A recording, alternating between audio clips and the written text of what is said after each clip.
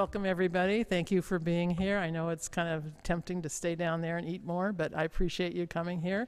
My name is Leslie Polkosba. I'm your moderator. I would like to do a little opening with you.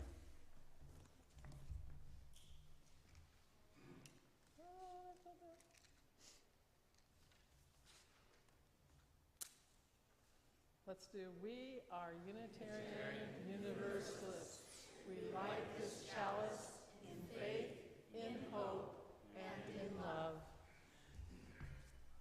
And since it is spring and I'm a gardener, I have a little thing by Wendell Berry. Sowing the seed, my hand is one with the earth. Wanting the seed to grow, my mind is one with the light. Hoeing the crop, my hands are one with the rain. Having cared for the plants, my mind is one with the air. Hungry and trusting, my mind is one with the earth. Eating the fruit, my body is one with the earth. Wendell Berry.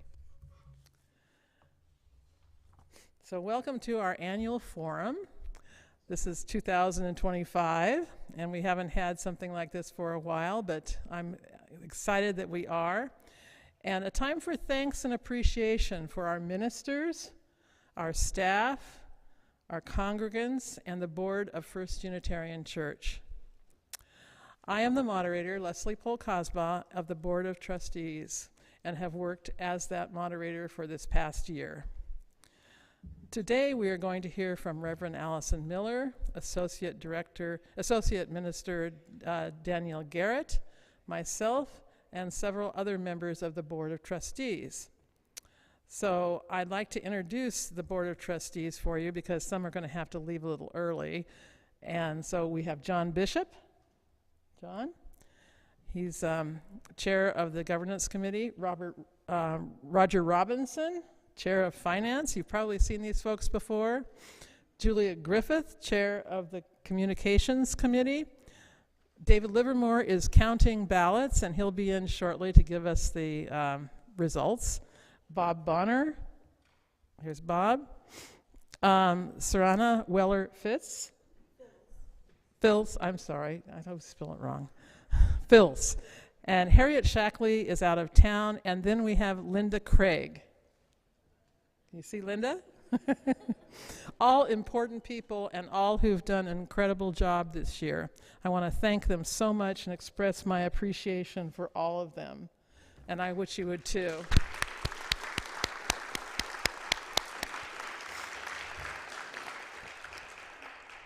So we'll hear from a few later, but right now I'd like to introduce our Reverend Miller.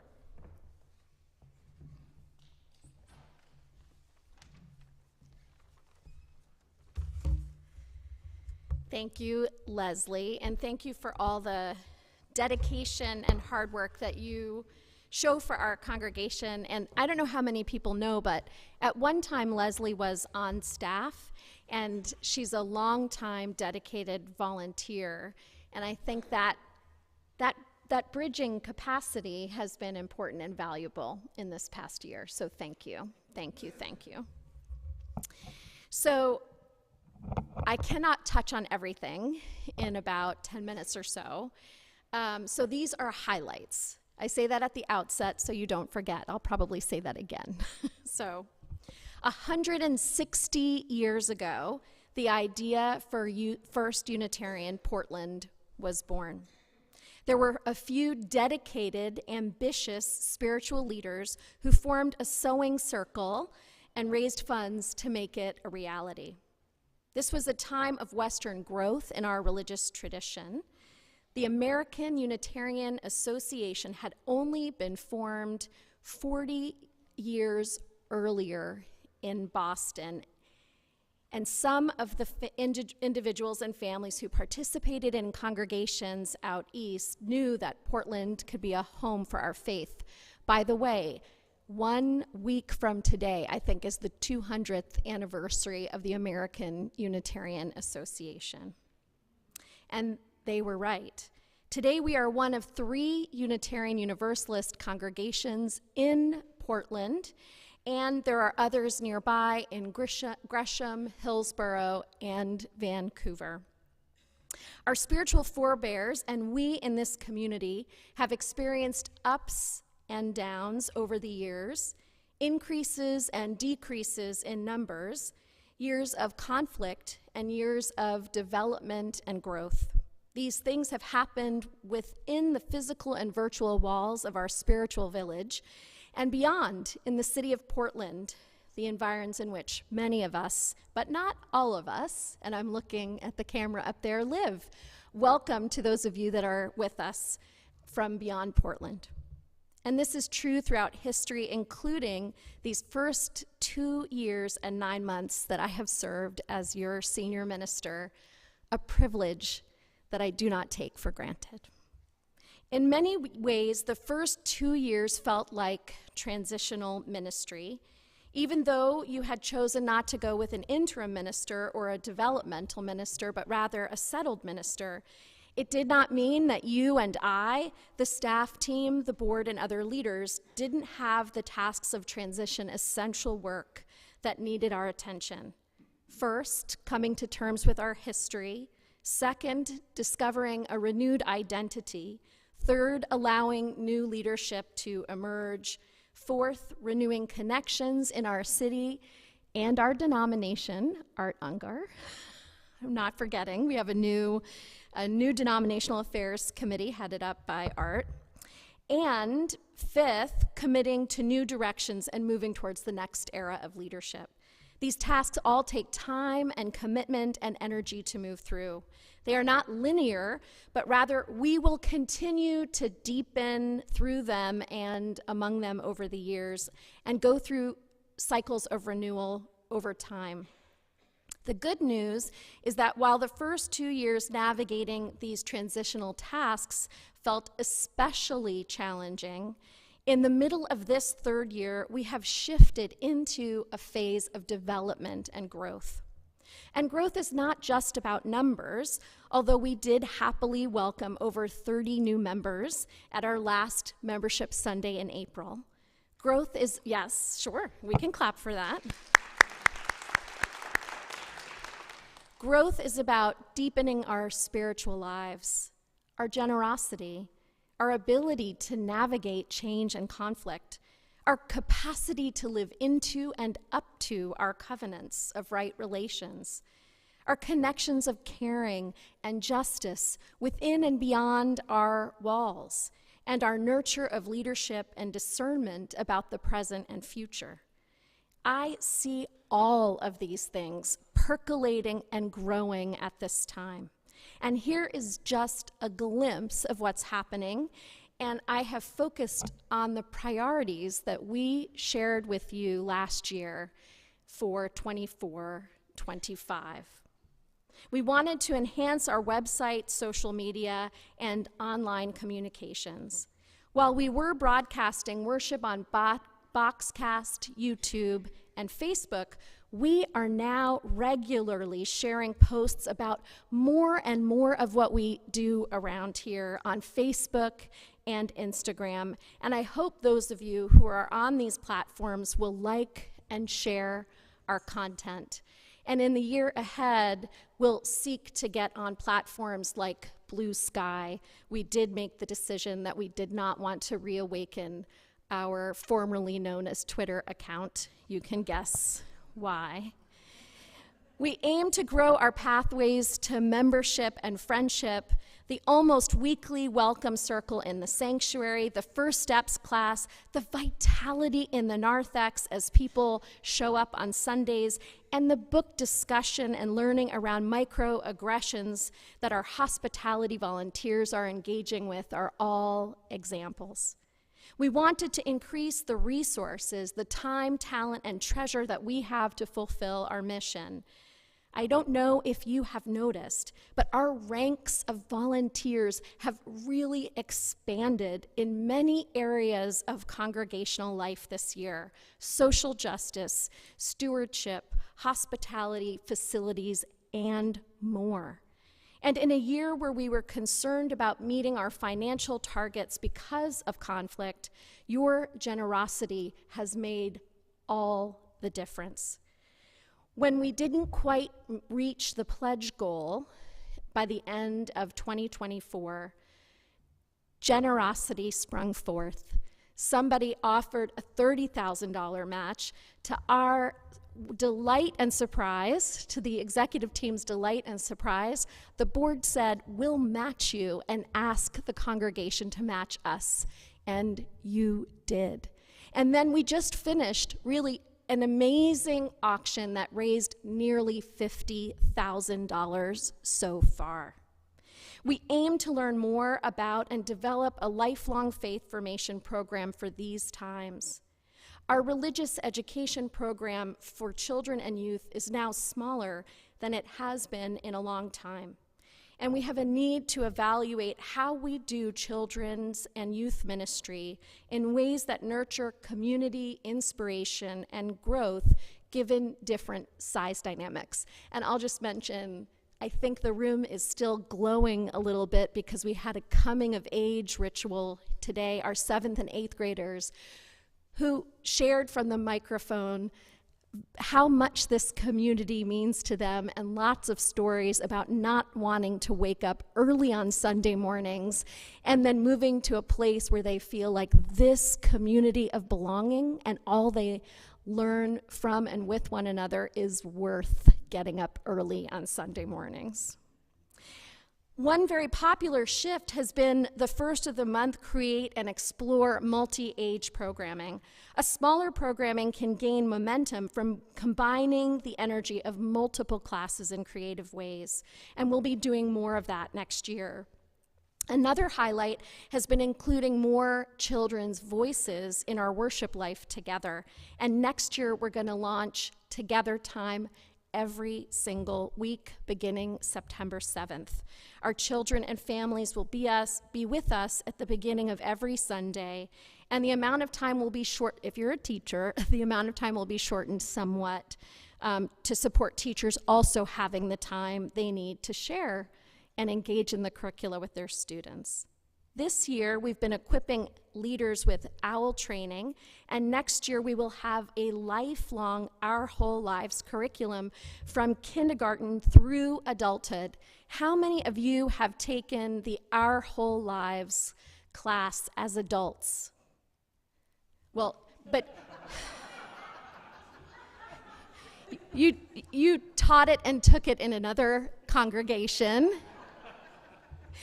Because we haven't taught adult OWL here, but next year we will. Leah and Jen and Bill Cunningham are going to teach it, so sign up soon. I think it'll be popular. This year we expanded our adult offerings to include groups that we hope to nurture and grow, such as the young adults in their 20s and 30s, some of whom have an organized brunch right now, and the monthly parent circle, which is also happening right now. Next year, we look forward to creating a staff and volunteer team to nurture small groups, classes, and adult spiritual formation. We had goals around spiritual growth, including enhancing multi-generational music and worship, as well as building community online. I mentioned the children's voices in terms of storytelling in our sanctuary, and now we are moving to add more children's music into the classroom as well. We also launched a weekly Connect and Reflect on Zoom on Tuesday evenings at 5:30 p.m., which has fostered deepening around spiritual topics and also offered midweek touchstones and community building online. We found that once a week was actually a lot to sustain. I couldn't quite clear 5:30 every week. And now we're going to be meeting twice a month on the first and third Tuesdays, which means you can join Jen Thomas and me this coming Tuesday if you'd like. We aimed to deepen our collaborative justice making, our denominational connections, and our interfaith partnerships. Some examples are the Shower Project, which is engaging in addressing one of the most pressing issues of our city, alleviating the impacts of houselessness. We have connected more deeply with our UUA regional staff who were with us last summer, and we're going to return to offer a workshop in April, but it was on the day that about 100 of us showed up for the Hands Off protest, and that will now happen next fall instead. And as I mentioned, we are relaunching the Denominational Affairs Committee. The Downtown Clergy Association had fallen away because of the pandemic, but we are now beginning to meet with one another again and finding that is critical, especially in these times when immigrants in our community are so vulnerable, and we're figuring out how to partner with one another to protect the residents who are among us. Finally, the last goal we put forth was about moving towards a renewed mission, vision, and strategic plan for our shared ministry. The executive team has been meeting with Josh Record, who we are calling our behind-the-scenes coach. Part of his professional experience has been engaging communities and programs and institutions with strategic planning. And I'm going to share just a little bit more about that and what we hope to accomplish in the year ahead later in this meeting. I want to end with gratitude. Shared ministry is not done alone. And as the head of staff, I could not do any of what I do without the program leaders and ministers, without Tom and Leah and Jen and Garrett and Dana and Danielle, and with all of the administrative staff and facilities staff capably led by Catherine Esty and by Jason Chapman. And please know that there are so many both seen and unseen ways that this ministry of yours and mine is allowed to flourish. I'll give just one example. Every Sunday morning, especially a Sunday like today, when we have been just fed and nourished by beautiful music, when mentors and parents and children have poured their hearts out about what this faith means to them in two beautiful sanctuaries, in order for us to have that feeling, first, our sextons arrive and clear the block. And often that means cleaning up things like needles and bodily fluids and such. And know that by the time you show up and don't see any of that, it's because people have been hard at work for a long time. And I could lift up so many other examples.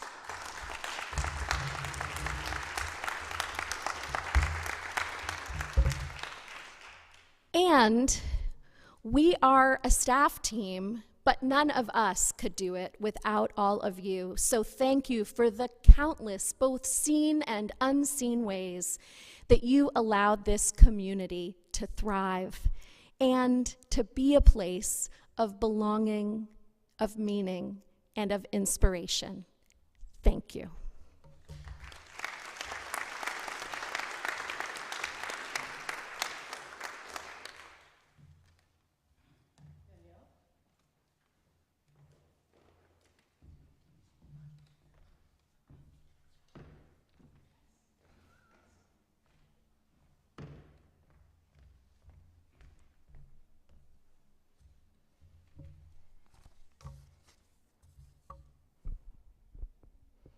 Hi, everyone. We're going to see how my voice holds out. It turns out, I think 5 cross-country flights this spring was maybe one more than my immune system could handle, so we'll see how this goes.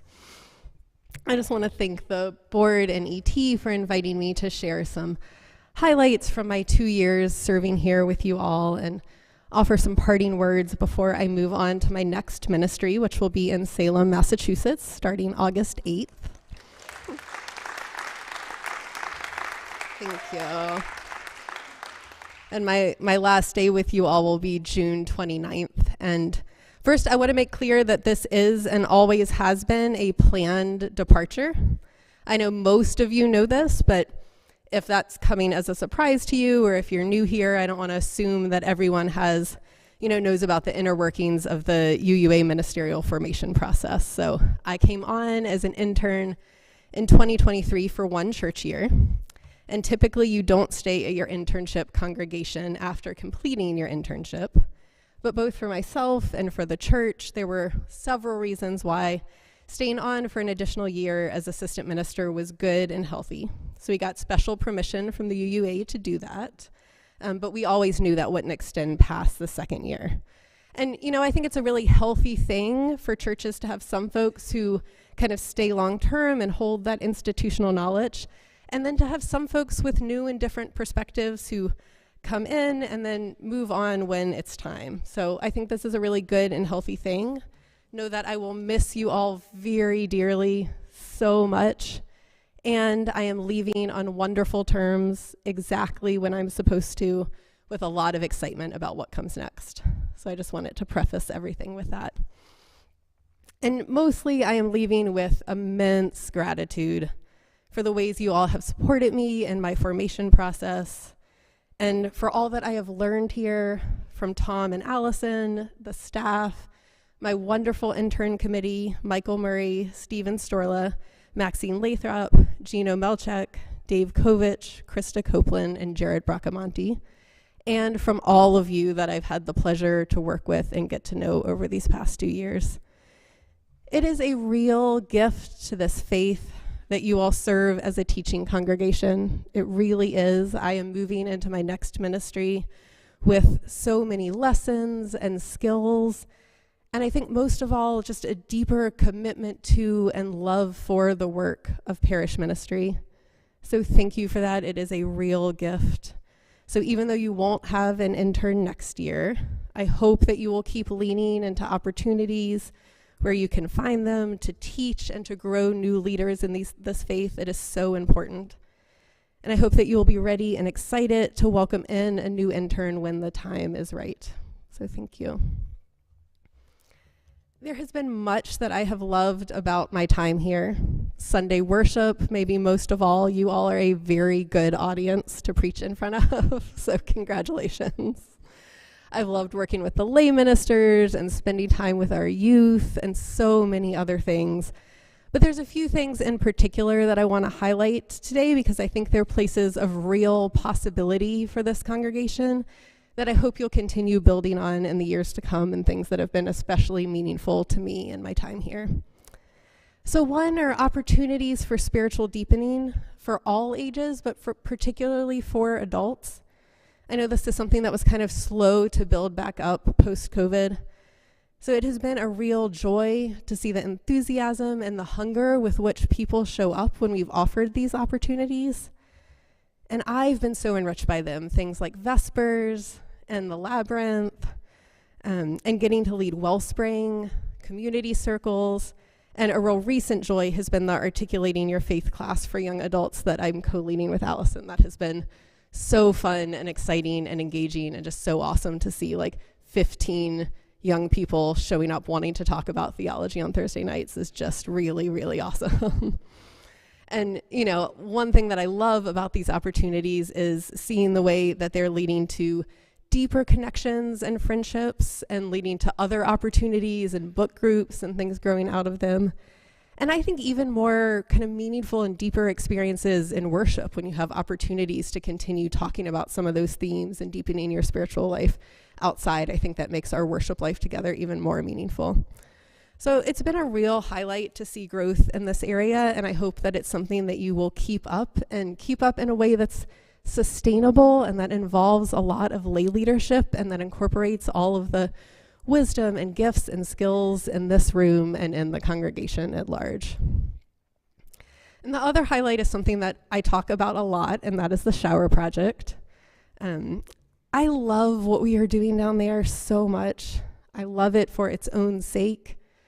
But I also love it as an example of how we can do social justice work and put our faith into action. I think it's a really wonderful model, because it's a project that went from being staff-driven in the very beginning to almost entirely lay-led within a year, and that's really remarkable, and that's how things should work in a church. That's such a great example of shared ministry and growth and lay leadership. It's meeting the immediate needs of our congregation. It is concrete. It is based in our values. It's informing the way that we do other social justice work. It's informing how we advocate for better policies around housing in our city. And I can't speak for all of the volunteers, but I think for a lot of folks that I talk to, it's also really informing our spiritual lives and our theology, right? To be like proximate to our neighbors and serving people and working with people in that kind of way, I think is a really spiritually rich opportunity. So I am so proud of it. I'm so proud of all of you for the work that you've put into it and making it happen. Sorry. And I just encourage you to use it as a model for justice work, right? That feels really integrated into the life of the church and that's really deeply grounded in our community and in our community's needs and in our faith values. So those are a couple of highlights, things I'm particularly proud of. And then I just want to acknowledge that the 2 years I have spent with you have not been ordinary. Our time together has been marked by conflict. And that is not unusual in congregations, right? Congregations go through conflict, but there are some things here that have been unusual. I've talked to other colleagues and interns, and most interns don't get the experience during their internship of preaching with protesters in the sanctuary. It has been a learning experience for me and for all of you, right, for this congregation. And I see a lot of growth and I see a lot of healing happening. I really, really do. And I want to lift that up. And I'll lift that up more in a moment. But before I get to that, I want to say one thing really clearly that's really important for me to say before I leave my time here. And that is, you have an extraordinary senior minister. You really do.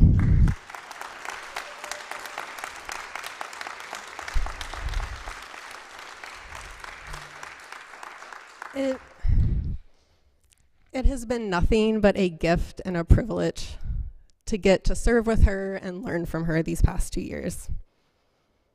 I was just in Massachusetts visiting with my new congregation for the first time last weekend, and that is an intimidating thing, right? It was pretty nerve-wracking. And the whole weekend, I found myself drawing on lessons and wisdom that I've learned from Allison.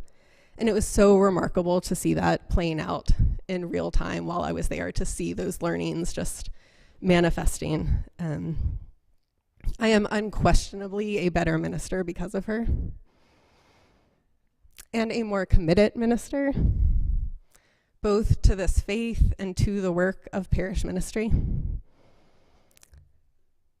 Her commitment and her fortitude and continued just deep love for Unitarian Universalism in the face of repeated and painful and untrue public attacks on her integrity and her vocation. Just her resilience in the face of all of that is something I will carry with me for the rest of my time in ministry. I will remember it whenever my own faith is flagging, whenever my commitment is wavering, or my spirit is tiring. And it has been a beautiful thing to witness, and it has also been really painful. I don't know if you all understand what it's taken for her to continue to show up for this church in the way that she has, with that kind of love and enthusiasm. And I don't say that disparagingly, because I think it makes sense that you wouldn't understand that.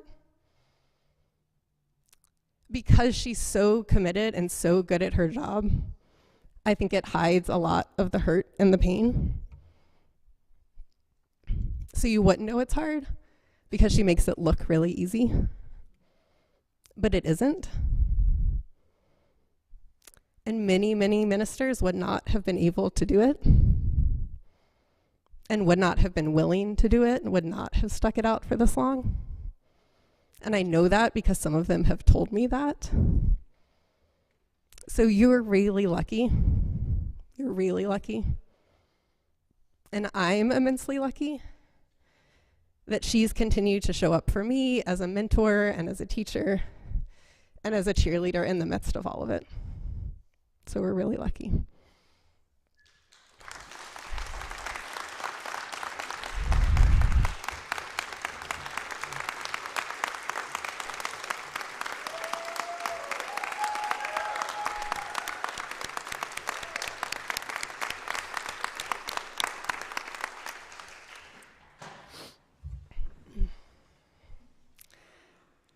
And I know that it hasn't been easy on all of you either.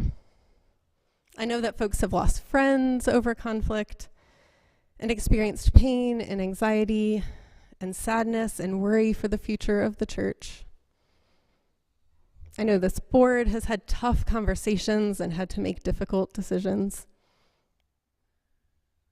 But you have stayed committed to this community too. And as a result, we welcomed over 30 new members last month.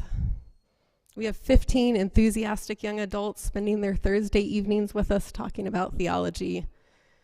We have a music program that is growing and building trust, and that sounds amazing, as you heard this morning. Our shower project is open for a second day of the week. We are growing and healing, and we are showing up to meet this political moment. And it's really remarkable to witness. And that is the place that I prayed this church would be in when it came time for me to leave. Because healing doesn't happen through vengeance. It doesn't happen through lowering pledges or dismantling the good things that we've been building together or only showing up to air grievances. It happens by continuing to show up together in community even when it's hard, in good faith and in right relationship with one another, with truthfulness and honesty, and care and respect and curiosity, and continuing to care for one another and do the good work that you're called to do. So my hope is, as I get ready to leave here, is only that you will just continue doing that, continue doing what you're doing. I will look forward to more chances to say goodbye and celebrate all the good work we've done together over these last few months, including at my ordination on June 7th at 2 o'clock. It will mean so much to me to have all of you there. And as I mentioned, my last sermon will be on June 29th. It has been such a blessing and an honor to get to do ministry together, even when it's been hard. It has been so, so good. And I am leaving with so much love and gratitude. So thank you all.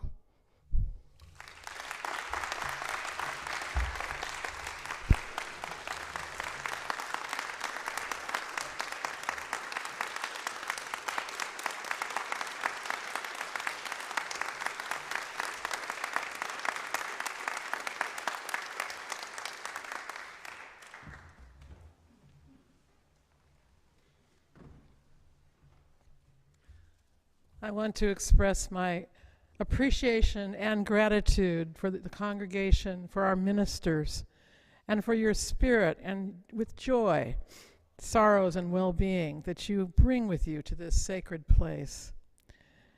It is the job of the Board of Trustees to work in the best interest of the church, keeping policies and bylaws upheld, and to lead with efforts to bring and ensure the health of our 159-year-old congregation, leading us into the future. So I'd like to ask a few people to report on what they've been doing this year. And we have several committees, but John Bishop, who is vice chair and chair of the governance committee on human relations and for the executive team, and on right relations task force to be set up this fall of 2025. So John, can you say a few things?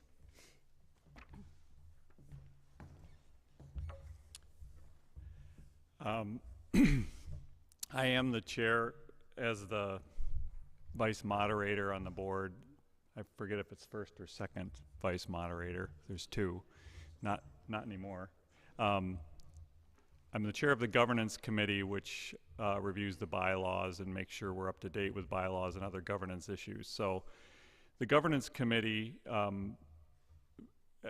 in the last fall, through its deliberations, decided it would be in the best interest of this congregation to undertake research and evaluation for forming a committee on right relations, which many other congregations across the UU congregations across the country have, and we formed a task force, which we self-named ourselves the Right Relations Formation Task Force, because we like acronyms and long names.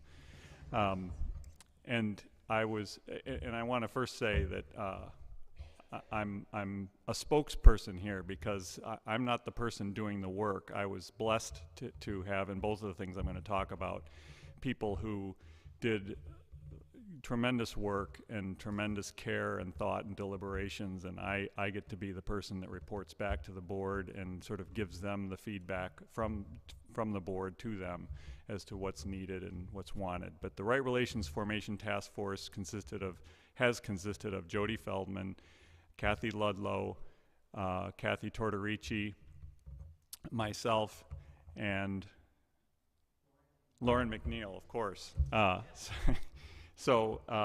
And these people all come with tremendous experience in terms of giving experience and expertise towards this. Lauren McNeil, a congregant, social worker,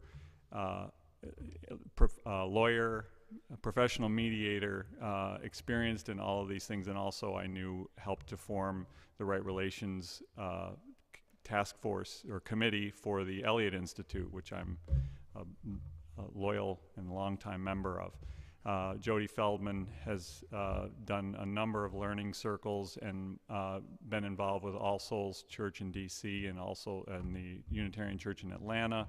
Kathy Ludlow, a former moderator, and Kathy Tortorici was my fellow member of the governance committee with me and also had experience at Washington, DC All Souls. So starting in last fall, we began meeting weekly, I think almost weekly, if we missed a few weeks here and there, but it was otherwise weekly to do, and again, I wasn't the main lifter in this, I think. The committee was out researching other congregations and fellowships that have formed these committees, looking at what they did.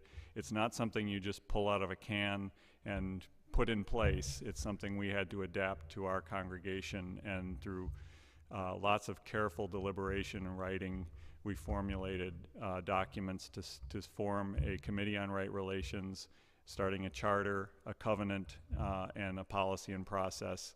That was then presented to the governance committee for their approval, and once that passed their approval, they recommended putting it to the board, and it was presented to the board, and at the last board meeting, the board approved that to be put into place. That doesn't mean we have a committee on right relations. That means we have the concept and process approved by the board that we will now, the Right Relations Formation Task Force will begin looking for people who would like to serve on the Committee on Right Relations. There will be, I think, 5 to 7 members. There will be a liaison from the board who's not a voting member, but a member of the board, and this will be an independent committee that isn't controlled by the ET or controlled by the board.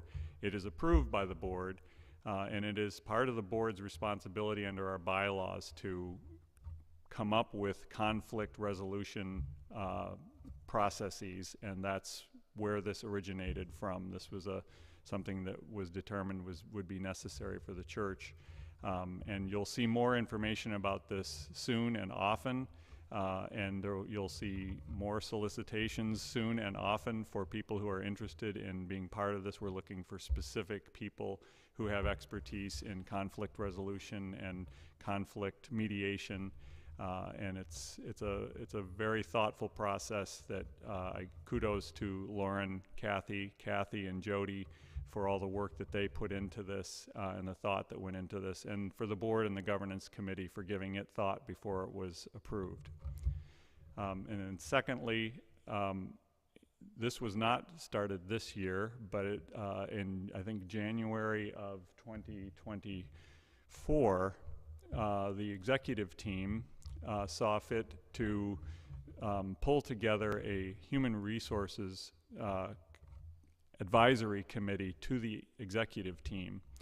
And on that committee, I'm the board's liaison again, but once again, I'm not doing the lion's share of the work.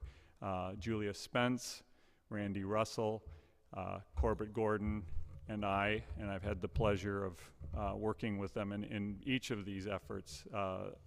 I hold this out as a way to, an invitation for all of you to get involved in volunteer work with other people from the congregation, because I've gotten to know these people and work with these people, and it's a deepening way of meeting your fellow congregants and working on things that you have common expertise in. But Julia Spence has expertise in her world in doing human relations work. Corbett Gordon, a former attorney and doing labor relations and employment law.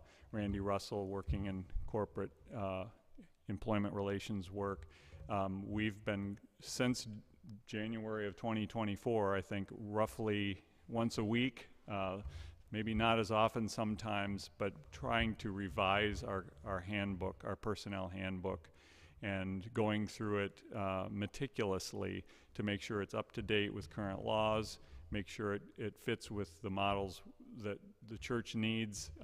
Again, you can't just pull something out of a can and say, now we have a new handbook, and certainly not if you want it to fit within the guidelines and the unique operations of this church. So that's been ongoing since January of 2024. It went all the way through this year, and essentially we've completed the work. That committee has completed the work of giving a revised handbook that we will begin sitting down with the executive team to make sure it meets with their views and any revisions, and in addition to that, developing policies ongoing for evaluations and better policies for managing the employment relations within the church with the ET through the advice of this committee. And this committee will live on. I'm stepping off the board after the end of my term, but the committee will live on and continue to give advice to the ET for future work on how this handbook is put in place and how new policies are put in place. So that's what's happened with both the HR committee and with the Right Relations Formation Task Force, which will soon put together a committee on right relations and a policy and process that will live on after that task force folds its tent. Thank you, John.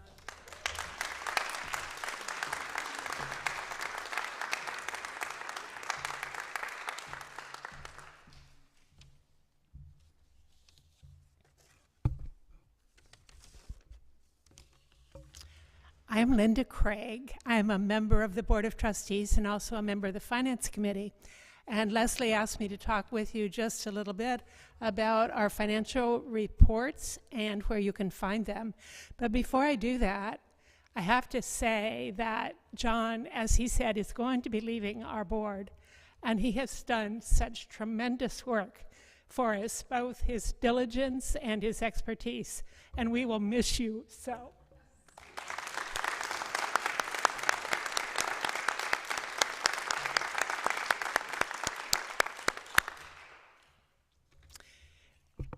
The church operates on a fiscal year. We have a June 30 year end, and that's a year end for accounting purposes.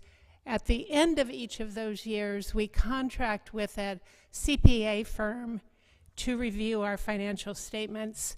We've been using the firm of Kern Thompson for a number of years. The June 30, 2024 statements have been reviewed, and the CPA's report concludes with what is a standard clean opinion. It says, based on our review, we are not aware of any material modifications that should be made to the accompanying financial statements in order for them to be in accordance with accounting principles generally accepted in the United States.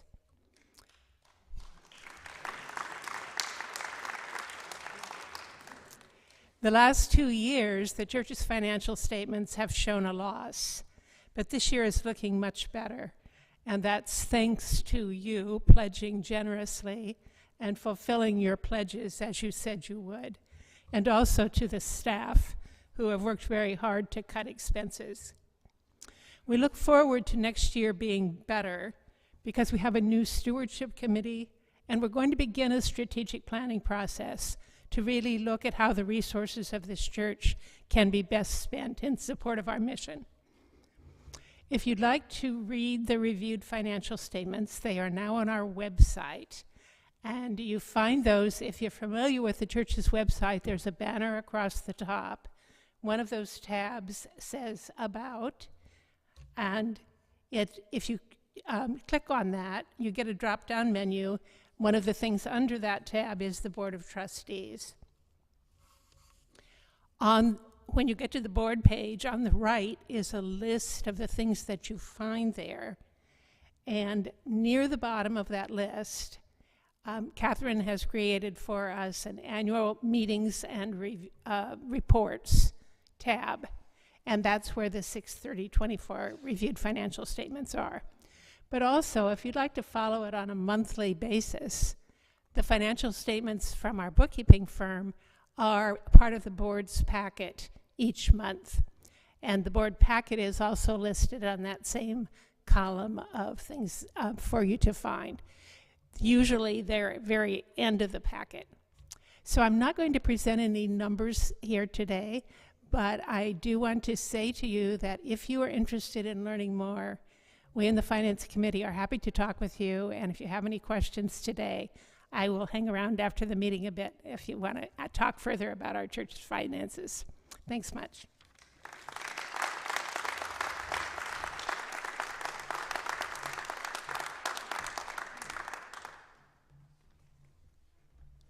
We are so fortunate to have so many talented people to help serve in the congregation, and you're out there here too. Art Unger, who is not on the board, but a longtime Unitarian Universalist and member of First Unitarian Church, is reviving the Denominational Affairs Committee. He has gathered delegates for the Unitarian Universalist General Assembly for June meeting. He is our liaison to the Mount Hood cluster of UU congregations as well.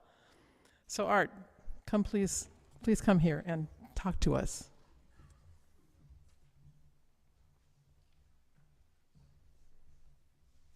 Thank you, Leslie. So I want to talk about covenant. You've heard already that the church is developing a covenant of right relationships with the committee, and today I want to talk to you about our church's covenants with other UU congregations. The first level is the cluster that you just heard about. That's 15 neighborhood congregations, many of whom were started by members of this congregation at First Church. This group meets monthly online to share our ideas and offer mutual support. The second level in terms of scope is the Pacific Western region, which encompasses most of the western U.S., Alaska, and Hawaii. Is relatively new, having been separately incorporated in 2024. This has a professional staff service which supports the congregations in the region with information and services in areas such as ministerial transitions, conflict transformation, lifespan religious education, and youth ministry. The national level is the Unitarian Universalist Association, the UUA. This is about 1,000 independent congregations who covenant together to form the denomination. The UUA is supported by the member congregations and by donations from individuals. Although there is no required amount for a congregation to contribute to belong to the association, it is suggested that there is an annual contribution depending upon the size of the congregation, called the fair share. First U has not paid its full fair share in some years, although it does make an annual contribution voluntarily. Voluntary contributing is similar to membership in the congregation. You can be a member without contributing, But the functioning of the church and the UUA depends upon voluntary donations from its members. The UUA provides services in addition to the services of the region. It publishes the magazine UU World, which is sent to every member. It assists in the settlement of ministers. Its curricula for religious education, such as OWL, Our Whole Lives, which are used by this congregation. It organizes social justice activities such as UU The Vote, which we have participated in, and Side with Love, and many other ways. So I'm recreating the Denomination Relations Committee for our church, and I invite your participation in several ways. First is to become a delegate representing our church. There's still time at the General Assembly, the annual meeting of the UUA. This year, the GA will be in Baltimore and online, so you can participate from June 18 to 22. We are allowed 16 delegates because of our size, and so far we only have 9. There's no cost to attend the business sessions online, but you can attend the workshops, lectures, and events and by registering and paying a fee. The second is to attend the informational meeting about the General Assembly and the UUA and our relationships with other congregations on June 1 after church. So you can join the Denominational Relations Committee. We're looking for members, and you can see me personally, or you can reach me through the email denomination@firstunitarianportland.org. So thank you.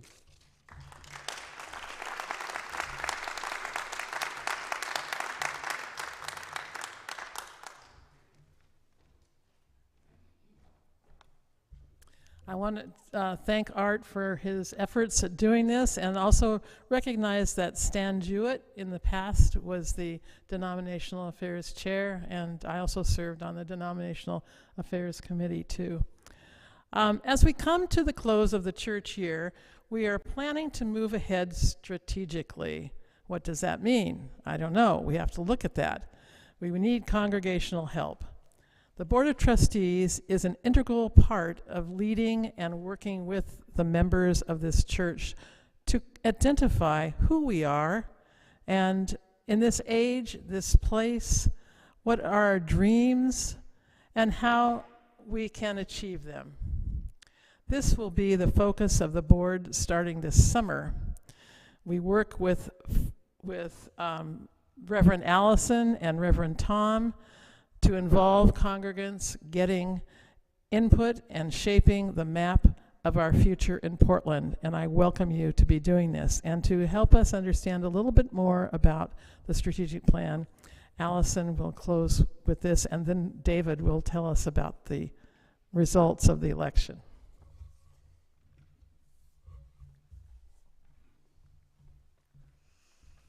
Okay, I stand between you and knowing how the vote turned out, so I will be very brief. We look ahead next year to weaving together our mission, vision, and strategic plan, and we're going to have a weaving together team that is going to work with the ET and the board.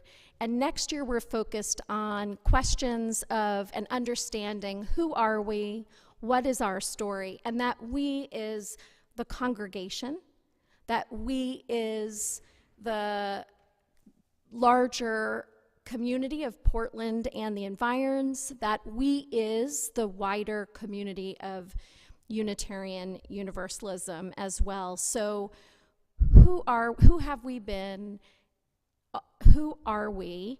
And you have to have a real sense of that in order to begin to ask, where are we going? We have to know where we are, who we are, to understand how we are called to become. So strategic planning keys are to create a mission statement. It's been over 30 years. Something like a 5-year vision statement. It's been about a decade. And then ultimately, the vision statement will translate into a strategic plan. How do we get there? And next year, it will be focused mostly on some of that self-study, understanding who we are. And our hope is that by next May, we will have a renewed sense of our mission, and we may even have a pretty good sense of where we're headed in terms of our vision statement. And then in the fall of because next year is 25, 26, we will fully articulate, hopefully, that vision statement and strategic plan, and already be living into the first year of that plan. And so if you have an interest, know that that Weaving Together team will be formed soon, especially if you, like Josh Record, I mentioned him earlier, our behind-the-scenes coach, have some experience with this. We would love to know that.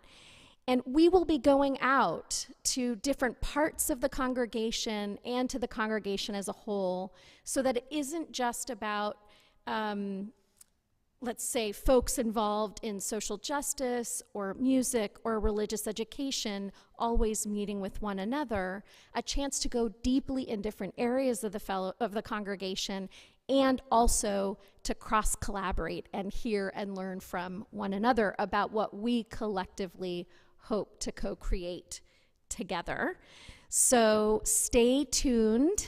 You'll be hearing more in the newsletters, even over the summer. And as Leslie mentioned, it's going to be a part of our board retreat this summer, and then the work of all of us beginning in the fall. So that's it. And now, drum roll for David Livermore and the results.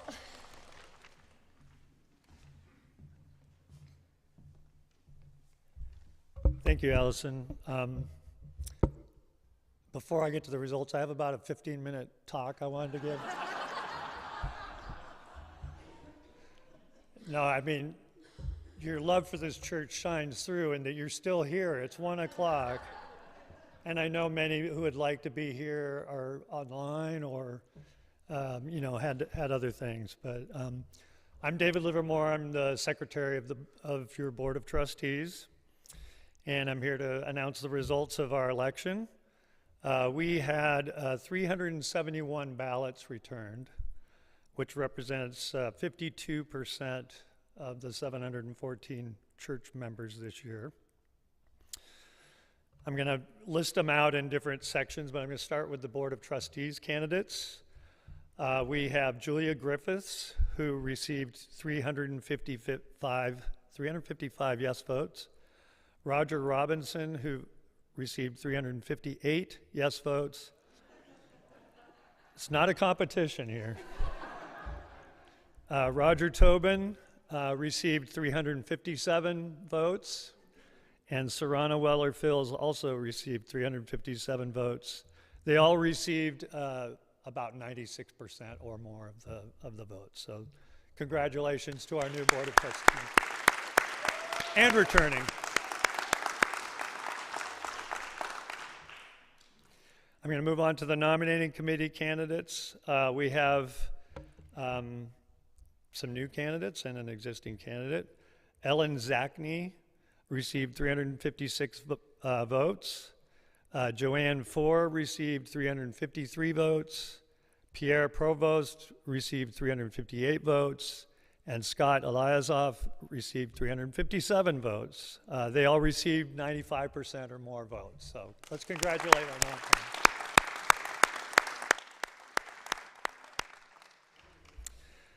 Our operating budget was approved overwhelmingly by 358 yes votes. We received 9 no votes and 5 abstentions. And that passed with over 96% of the vote. And just so you know, our operating budget needs to be passed by more than 50% of the members attending. In the old days, we used to vote when we attended. So we have a quorum of over 15% with the number of votes. So it passed. The next two things I'm going to talk about are the bylaws revisions. Article 2, I'll remind you, was the article revision that spoke to the church membership list and how that would be shared or how it would not be shared. It will be under a little bit more of a control. That received 347 yes votes, 22 no votes, and 2 abstentions, for a total of 94% passing. So it passed. And I just still want to say about the bylaws amendments, it's interesting, in our bylaws, we require 2/3 of the vote to pass a bylaws amendment. So it's a higher degree of requirement for passage. Article 4, the amendment about the board size, received 359 yes votes, 10 no votes, 2 abstentions, and passed with 97% of the vote. And last and certainly not least, we have a foundation board candidate. For those of you who remembered to flip over your ballot, there was a formation board candidate, Corbett Gordon, who received 340 yes votes.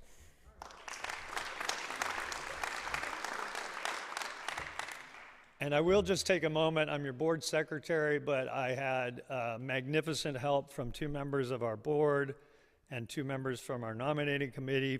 From our board, Harriet Shackley and Bob Bonner, thank you very much. And from our nominating committee, Allison Richter and Laura Jones. So couldn't have done it without them.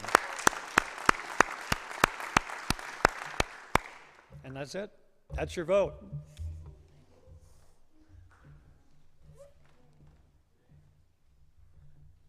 Thank you all. And another round of applause for our wonderful board. And then you can go to lunch.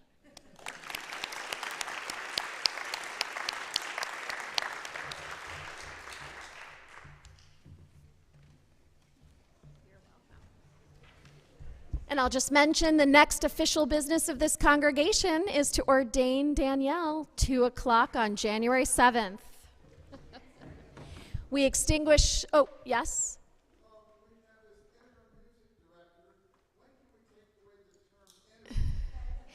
Well, we will give updates. I want you to know that Garrett is doing an excellent, fantastic job, and that has come forward in spades. Know that we feel the same way, and that you have been heard.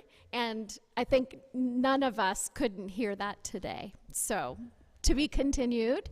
We extinguish the light of our chalice, but not the warmth, the commitment, or the inspiration that we take from one another. These we hold in our hearts until we meet again. Blessed be one and all.